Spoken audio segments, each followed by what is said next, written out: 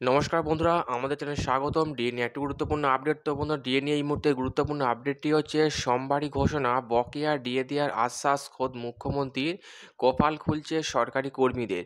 তো বন্ধুরা, ডিএ সংক্রান্ত আপডেটটি নিয়ে আমরা স্টেপ বাই স্টেপ আলোচনা করব। তো অবশ্যই আপনারা ভিডিওটি স্কিপ না করে অবশ্যই পুরোটা দেখবেন। তো তার আগে বলে রাখি, যে সকল বন্ধুরা আমাদের চ্যানেলে নতুন, আমাদের চ্যানেলের পাশে সাবস্ক্রাইব বাটন, সাবস্ক্রাইব করার পর পাশের যে বেল আইকন সেটিও প্রেস করবেন, লেটেস্ট ভিডিও আপডেটগুলি সবার আগে পেয়ে যাবেন। দেখে নেব আজকের ডিএ সংক্রান্ত গুরুত্বপূর্ণ আপডেটটি। তো বন্ধুরা, আমরা সকলেই জানি পশ্চিমবঙ্গের সরকারি কর্মীরা এখনও পর্যন্ত আন্দোলন চালিয়ে যাচ্ছেন এবং কেন্দ্রীয় হারে ডিএ বৃদ্ধি নিয়ে মুখ্যমন্ত্রী অর্থমন্ত্রীকে বারংবার চিঠি দিয়েছেন, কিন্তু চিঠির উত্তর এখনও পর্যন্ত মেলেনি। বরং মুখ্যমন্ত্রী মমতা বন্দ্যোপাধ্যায় একটাই কথা বারংবার বলে যাচ্ছেন, কেন্দ্রীয় সরকারের ক্ষেত্রে ডিএটা বাধ্যতামূলক, রাজ্যের ক্ষেত্রে ডিএটা ঐচ্ছিক বিষয়। কিন্তু এই সমস্ত বক্তব্যকে মানতে নারাজ পশ্চিমবঙ্গের সরকারি কর্মীরা। তাদের দাবি হচ্ছে, যতদিন না পর্যন্ত কেন্দ্রীয় হারে ডিএ বৃদ্ধি হবে, তাদের এই আন্দোলন জারি থাকবে। যেখানে আমরা দেখেছিলাম কলকাতা হাইকোর্টের তরফ থেকে রাজ্যকে বলা হয়েছিল সমস্ত সরকারি কর্মীদের বকেয়া ডিএ মিটিয়ে দেওয়ার জন্য, কিন্তু সেই রায়কে অগ্রাহ্য করে সুপ্রিম কোর্টের দ্বারস্থ হয়ে রাজ্য, এবং যেখানে যুক্তি খাড়া করে যে হাইকোর্টের রায় মেনে ডি দিতে গেলে রাজ্যে কোষাগারে টান পড়বে, যার ফলে পশ্চিমবঙ্গে চলা বিভিন্ন জনকল্যাণমুখী প্রকল্পগুলো ব্যাহত হবে।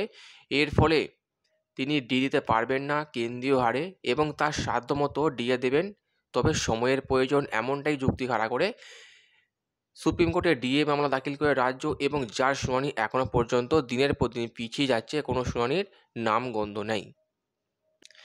এর ফলে এক প্রকার হতাশ হয়েছেন পশ্চিমবঙ্গের সরকারি কর্মীরা, কিন্তু আবারও একাংশ সংগ্রামী যৌথ মঞ্চের মাধ্যমে আবারও নতুন করে আন্দোলনের ডাক দিয়েছেন।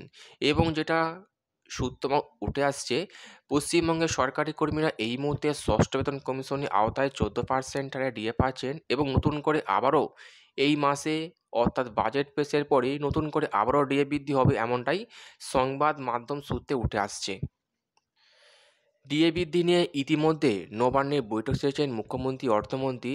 ডিএ বৃদ্ধি করবেন এমনটাই নবান্নের সূত্র মারফত জানা গিয়েছে, কেননা ডিএ বৃদ্ধি না হলে সরকারি কর্মীদের মন পাওয়া যাবে না, এবং সামনেই বাজেট এবং তারপরেই ভোট, এই দুটি জিনিসকে মাথায় রেখে ডিএ বৃদ্ধি অবশ্যই প্রয়োজন, এমনটাই মুখ্যমন্ত্রী মনে করেছেন, এবং যারা মনে করছেন বিশেষজ্ঞ মহল। তবে কত পার্সেন্ট ডিএ বৃদ্ধি হবে? তবে জল্পনা পাওয়া যাচ্ছে একটা ভালো রকম পরিমাণে ডিএ বৃদ্ধি হবে, এবং সরাসরি বেতনও বাড়বে। সেই সরাসরি বেতনের টাকাটা সরাসরি ব্যাঙ্ক অ্যাকাউন্টে প্রবেশ করবে, এমনটাই সূত্র মারফত উঠে আসছে।